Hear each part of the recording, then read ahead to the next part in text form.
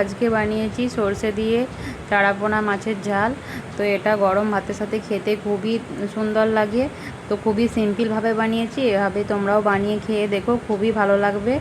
বেশি কিছু মশলা লাগবে না। দেখো প্রথমে মাছটা দেখো ভালো করে কেটে ধুয়ে দেখো জল ঝরিয়ে নিয়েছি, দিয়ে ভালো করে লবণ হলুদ মাখিয়ে ভালো করে দেখো ফ্রাই করতে দিয়ে দিয়েছি। এদিকে একটা মশলার পেস্ট বানিয়ে নেব। দেখো এখানে 2 চামচ সাদা সরষে নিয়েছি, আর 1 চামচ পোস্ত, একটুখানি আদা, একটুখানি কাঁচা লঙ্কা আর একটুখানি কাজু বাদাম দিয়েছি।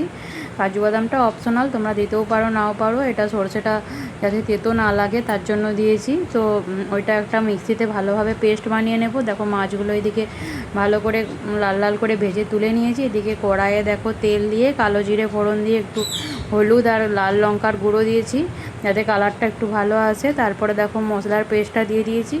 তারপরে মশলা ধোয়া জল দিয়ে ভালো করে মশলাটা কষিয়ে নিয়েছি। একটা মিডিয়াম সাইজের টমেটোকে কেটে দিয়েছি।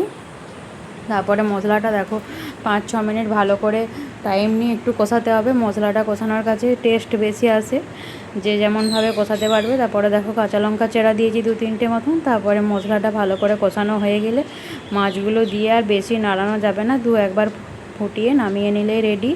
তো দেখো আমার গরম গরম চারাপোনা মাছের ঝাল সরষে দিয়ে দেখো রেডি হয়ে গেছে। তোমরাও এইভাবে বানিয়ে ট্রাই করে দেখো, খেতে খুবই ভালো লাগে। দেখো একদম রেডি, অল্প মশলাতে খুব কম সময়ে তাড়াতাড়ি হয়ে যায়। দেখো গরম ভাতের সাথে আমি সার্ভও করে দিয়েছি। দেখো রেডি একদম। তো দেখা হচ্ছে নেক্সট ভিডিওতে। বাই, সবাই ভালো থাকবে, সুস্থ থাকবে।